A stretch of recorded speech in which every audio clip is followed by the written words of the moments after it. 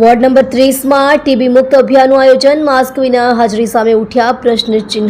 સુરત મહાનગરપાલિકા હેઠળ આવતો વોર્ડ નંબર 30 ખાતે ટીબી મુક્ત અભિયાન અંતર્ગત ટીબી પીડિતો માટે પૌષ્ટિક આહાર કીટ વિતરણ કાર્યક્રમનું આયોજન કરવામાં આવ્યું હતું। કાર્યક્રમનો હેતુ હતો કે ટીબી દર્દીઓને યોગ્ય પોષણ મળતું રહે અને તેઓ ઝડપથી સાજા થઈ શકે। જ્યારે આ લોકહિત માટેના કાર્યક્રમે કેટલીક રીતે નોંધપાત્ર કામગીરી દર્શાવી, ત્યાં બીજી બાજુ સંગઠનાત્મક બેદરકારી સામે પણ અનેક પ્રશ્નો ઊભા થયા છે। કાર્યક્રમમાં ઉપસ્થિત રહેલા ઘણા રાજકીય કાર્યકર્તાઓ, કોર્પોરેટરો તથા અન્ય અધિકારીઓ માસ્ક વિના નજરે પડ્યા હતા, જે એક આરોગ્ય કેન્દ્રિત કાર્યક્રમમાં ગંભીર બેદરકારી તરીકે જોવામાં આવી રહી છે। વિશેષ એ છે કે આ પ્રકારની ઉણપ અગાઉ પણ એ જ વિસ્તારમાં એક સમાન કાર્યક્રમ દરમિયાન જોવા મળી હતી। આમ ફરીથી આવું પુનરાવર્તિત થવું આ પ્રકારના કાર્યક્રમોના આયોજનની પારદર્શિતા અને ગંભીરતા અંગે સવાલ ઊભા કરે છે।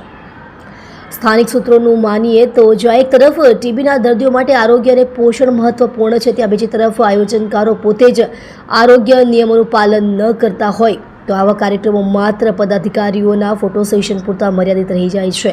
પ્રશ્ન એ ઊભો થાય છે કે આ પ્રકારના જનહિત કાર્યક્રમો વાસ્તવમાં કેટલા ગંભીરતાપૂર્વક આયોજિત થાય છે અને કેટલો તેમનો અમલ થાય છે। સુરત મહાનગરપાલિકા તથા જવાબદાર તંત્રએ આવા આયોજનમાં વધુ જવાબદારી દાખવીને યોગ્ય પગલાં ભરવા જરૂરી બન્યું છે।